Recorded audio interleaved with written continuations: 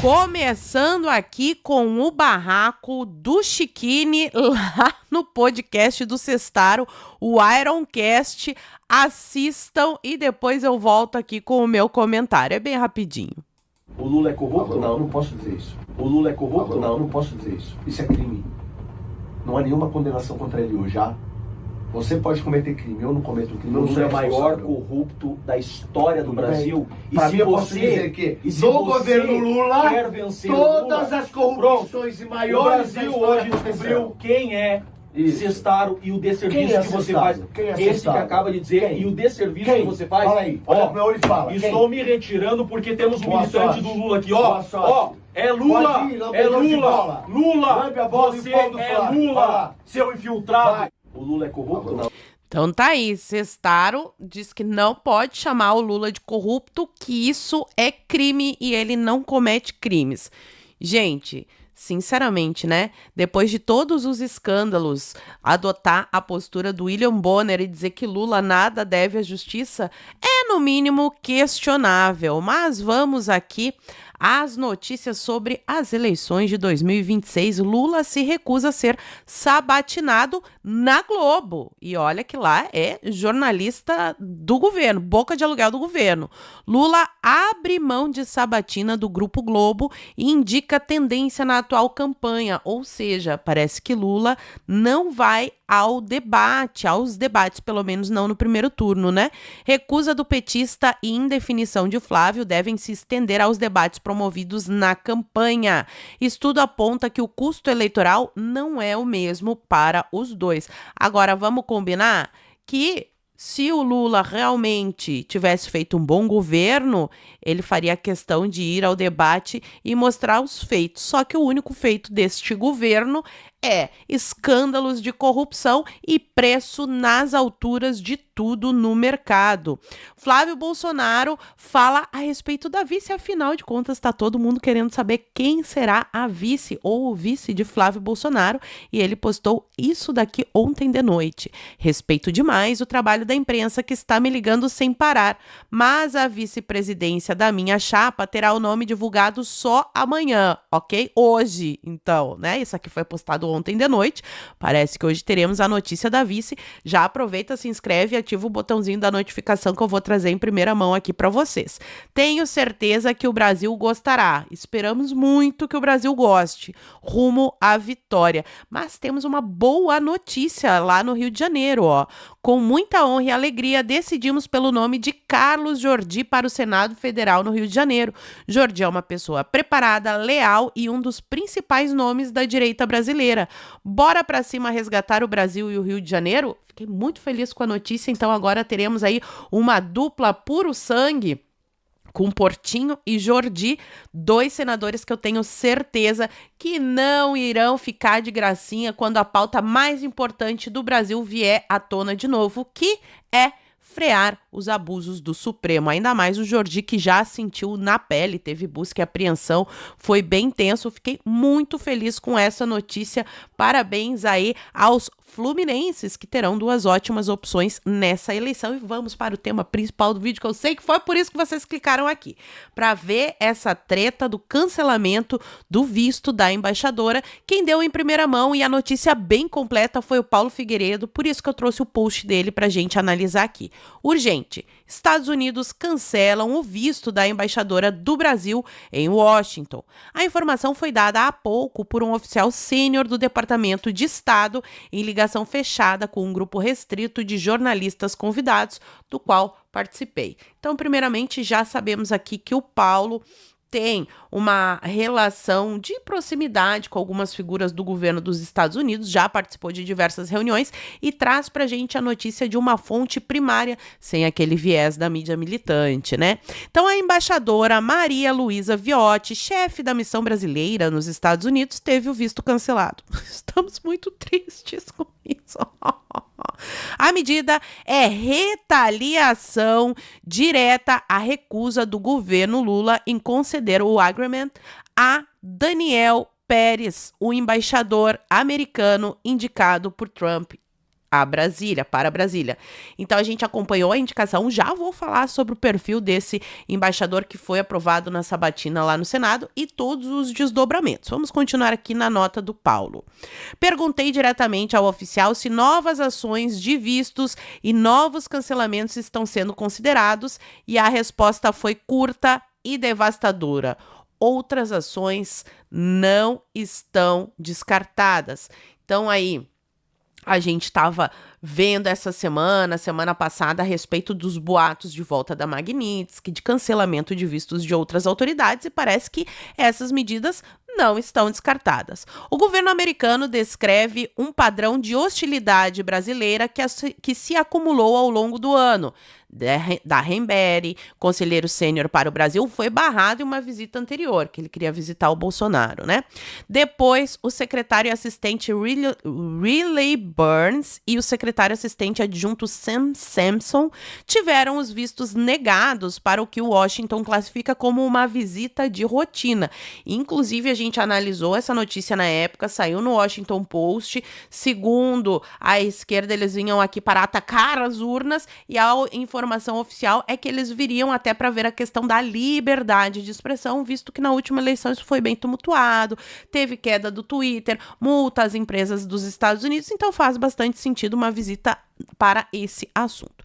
E agora o próprio embaixador americano está sendo bloqueado com atrasos sucessivos e sem nenhum prazo prometido. Então aqui fica já a primeira informação.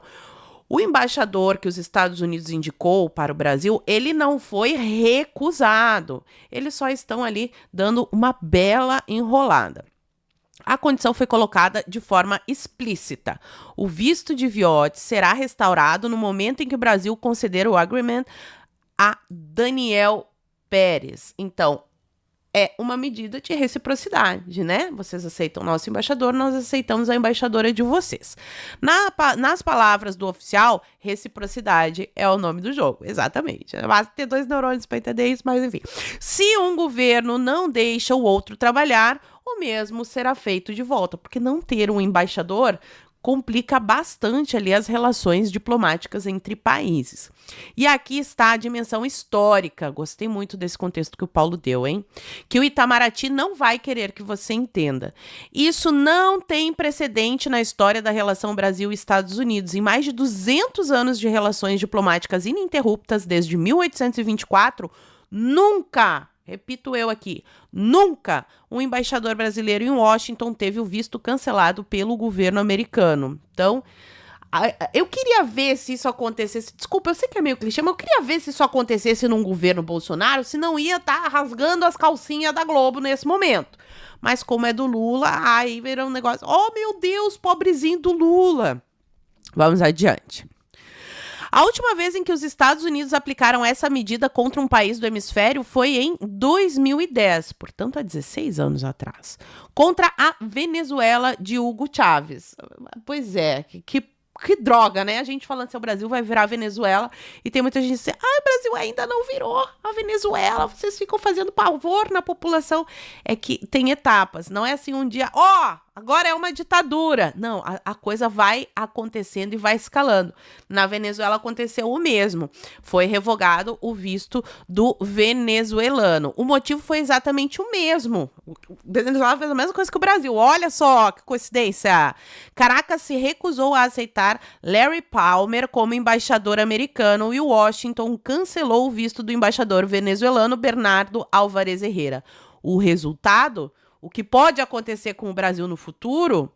Venezuela e Estados Unidos ficaram uma década inteira sem embaixadores até a ruptura total das relações e a gente viu que acabou com a prisão do Maduro. Estão deixando a gente sonhar, mas enfim, né? Até chegar lá foi um processo bem doloroso para o povo venezuelano que eu espero que não aconteça aqui no Brasil.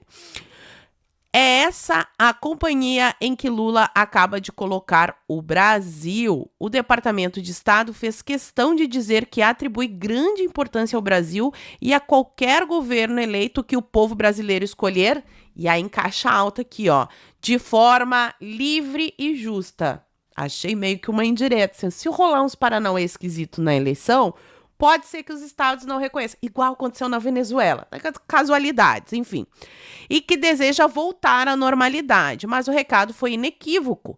O governo brasileiro deve uma resposta rápida e positiva e o relógio está correndo tic-tac. Só faltou colocar Paulinho tic-tac. Enfim, tá aqui, essa é a notícia oficial. Aí, a CNN, comentando o assunto, não vou passar todo o vídeo, só os segundinhos finais, porque ela traz uma informação esquisita. Presta atenção. Exatamente. E olha essa informação trazida pelo nosso diretor editorial, Daniel Hittner. Daniel Hittner apurou aqui da CNN, apurou que não é só a revogação do visto. Ela foi considerada persona não grata. Isso significa que ela não tem mais como ela permanecer no país. Ela vai ter que deixar o país, não tem questão de imunidade diplomática, etc. Ela foi tornada persona não grata pelo governo dos Estados Unidos, portanto, uma escalada muito grande, uma ação diplomática como há muito não se via pelo governo dos Estados Unidos ao governo do Brasil. Então, como há muito não se via, não, minha senhora. Nunca se viu. E assim, se isso tivesse acontecido, eu acho que o Paulo teria mencionado na nota. Mas fui checar em outras fontes para ter certeza e achei aqui a matéria do Poder 360, onde eles comentam o episódio e lá na análise eles falam o seguinte: segundo informações do governo norte-americano, então o Poder 360 entrou em contato com o governo, a revogação do visto não significa expulsão nem declaração de persona não grata. Então, assim, a fake news mentiu, a CNN mentiu, já até confundi o nome da CNN com fake news. Mas fez fake news a CNN? A apuração é mentirosa? Estranho. A informação oficial é que ela pode continuar, que não significa expulsão e nem declaração de persona não grata. O Washington afirmou que o Viotti pode permanecer nos Estados Unidos mesmo sem documento válido e que o visto pode ser restabelecido caso o Brasil conceda o aval diplomático ao novo embaixador norte-americano indicado por Donald Trump, que é o Daniel Pérez. E tá aqui o G1 também repercutindo o assunto, falando que diplomatas foram taxativos ao classificar como chantagem a decisão do governo dos Estados Unidos. Interessante, né? Quando é o Lula, aí é reciprocidade. Quando é o governo dos Estados Unidos, quando é o Trump, é chantagem. Oh, meu Deus, bots com o bumbum na redação do G1. O Poder 360 traz aqui a íntegra da nota do governo, que falou e não disse nada, mas vamos aqui ler.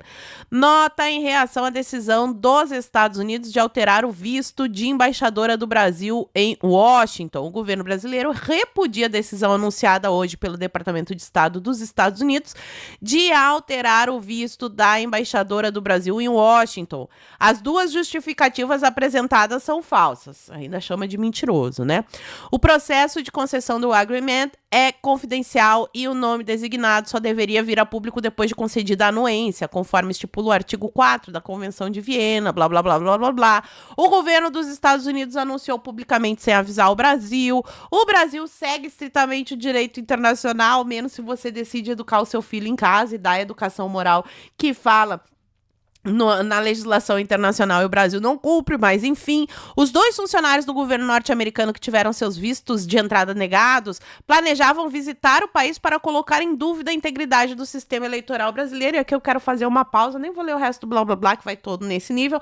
Agora, se o Brasil vive falando que a gente tem um processo lindo e maravilhoso, essa era a oportunidade de esfregar na cara do mundo inteiro a lisura e a maravilhosidade desse sistema. Até inventei uma palavra para esse sistema sensacional.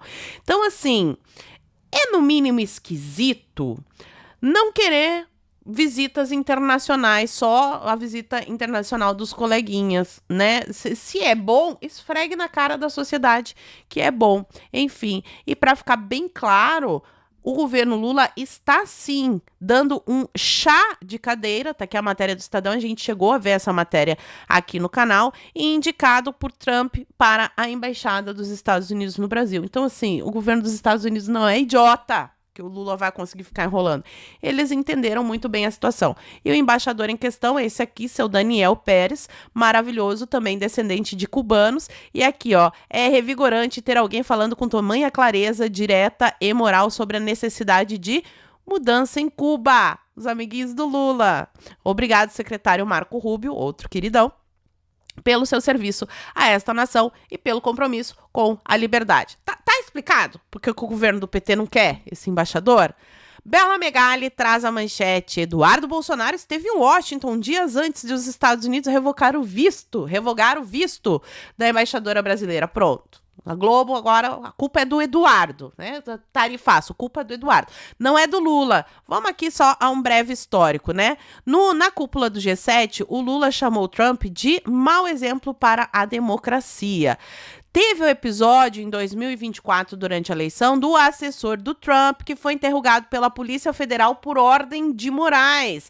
Caso é o Jason Miller, que inclusive comemorou a notícia, o movimento forte do Rubio. Estados Unidos revogam o visto do embaixador brasileiro por disputa diplomática, diz oficial. E aí ele segue dizendo, o Brasil por semanas reteve a aprovação formal do indicado Daniel Pérez após a nomeação de Trump em 1º de junho, e o Brasil no último mês negou o visto de funcionários do Departamento de Estado sobre direitos humanos, no caso foi a liberdade de expressão. Ainda tivemos aqui o seu Moraes, que eu tenho certeza que não saiu do radar do governo, negando visto para o assessor do Trump visitar o Bolsonaro. Vocês lembram dessa daqui? E ele também está com as nádegas em cima do PL da dosimetria, que foi aprovado na promessa para as famílias de que eles iriam passar o Natal com as vítimas do 8 de janeiro nas suas casas. Paulinho da Força, um projeto redigido por o juiz, no caso foi o Alexandre de Moraes, que fez o projeto da dosimetria, e nem isso conseguiram. Estamos aqui em agosto de 2026 e até agora nada. Isso daqui também tá no radar dos Estados Unidos. E outra movimentação interessante que vem acontecendo, o Instituto de Pesquisa Quaest não é confiável porque é dos amiguinhos do Lula, mas quando nem o Instituto Quaest consegue passar pano, é porque a situação está realmente grave. A percepção que Lula foi mal no tarifaço subiu de 36 para 43. E quanto mais a gente falar no assunto e divulgar vídeo de canais independentes, da mídia independente, mais gente esclarecida vai ter e mais gente vai entender que a culpa do tarifaço é do Lula, sim. Flávio Bolsonaro comenta o assunto. Lamento que a incompetência e o rancor do atual governo brasileiro tenha feito mais uma vítima. Nossa embaixadora nos Estados Unidos teve seu visto cancelado, algo sem precedentes na história.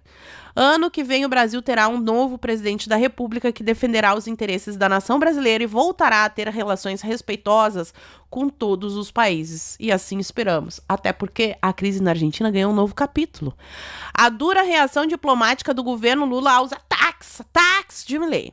O Lula, o cachaceiro, pode falar mal do Trump, Trump não pode fazer nada. Agora, o Milei fala sobre o Lula, fala verdades, né? Fala verdades que o Sestaro tem medo de falar. Aí, olha só o que eles fizeram. Chamaram o embaixador do Brasil na Argentina pra cá e agora decidiram rebaixar o nível das relações diplomáticas com a Argentina. O governo brasileiro determinou que o seu embaixador em Buenos Aires, Júlio Bitelli, não retorne à capital argentina, reduzindo a representação brasileira ao nível de encargo de negócios. E aí volto ao vídeo de ontem que eu postei analisando a entrevista do Flávio na Band. Se você não assistiu, vou deixar linkado aqui no izinho. A jornalista falando, a gente não pode cortar relações com a China, nosso principal parceiro comercial. Quem é o segundo? Estados Unidos. Olha aí o que o Lula tá fazendo. E o terceiro é a Argentina. Aí não falo nada. Aí não tem problema nenhum, não é anão diplomático. E o governo da Argentina emitiu uma nota oficial, ó. A República Argentina toma nota da decisão adotada unilateralmente pelo governo brasileiro. Aí se a Argentina for recíproca, eles vão acusar de chantagem. Ó, meu Deus, estamos sendo atacados. E lamenta a sua decisão de continuar isolando-se do resto da região por questões puramente ideológicas. Porque é isso que está acontecendo, todo mundo está vendo. Nesses últimos anos, produziram-se numerosos episódios de expressões e apoios políticos cruzados entre dirigentes de ambos os países. Em todos esses casos, sem exceção, a Argentina optou por não os transformar num incidente diplomático. Nunca respondemos a uma diferença política com uma medida institucional. Esse critério é o que a Argentina sustenta hoje. A República Argentina reafirma que as relações entre os estados devem responder aos interesses permanentes dos seus povos e não ficar subordinados às necessidades políticas e ou pessoais do governo do turno. A política exterior da Argentina continuará guiando-se exclusivamente pela defesa do interesse nacional, da soberania e do mandato conferido pelo povo argentino, mais uma palhaçada do governo. E por falar em palhaçada, para fechar nosso vídeo aqui, o ex-comandante da FAB vai lançar um livro onde ele diz que ele se recusou a participar de um golpe de Estado. Um golpe de Estado com cano de PVC e bolinha de gude. Interessante, eu vou querer ler isso aqui só para vir comentar com vocês. E a última, interessante, pode vir muita novidade daqui, Mendonça manda o governo Lula abrir dados de gastos com publicidade. O ministro do TSE dá um prazo de 10 dias para a SECOM detalhar empenhos de 2023 a 2026. E se o governo estourou o teto, pode vir aí mais um entre tantos escândalos. Agora fala para mim aqui nos comentários o que vocês acharam disso tudo que eu contei. E por enquanto eu vou ficando por aqui. Muito obrigada por terem assistido ao vídeo até o fim. Fiquem todos com Deus. Um beijo e até a próxima. Fui.